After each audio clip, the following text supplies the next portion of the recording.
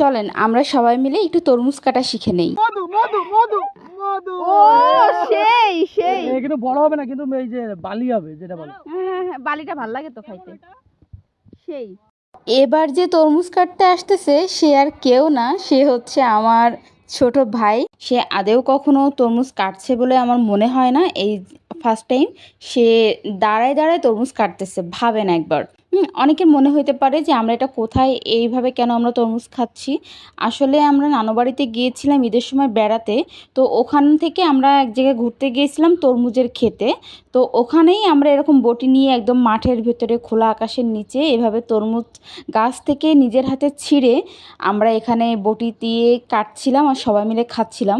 বিশেষ করে ছেলেরা তরমুজটা কেটে দিচ্ছিল আর আমরা মেয়েরা কিন্তু খাচ্ছিলাম। ভীষণ মজা করছি আমরা সবাই মিলে। সব থেকে মজার ব্যাপার হলো তরমুজ খেতে খেতে তরমুজ মামার সেই ভাইরাল ডায়লগটা সবাই দিচ্ছিলাম।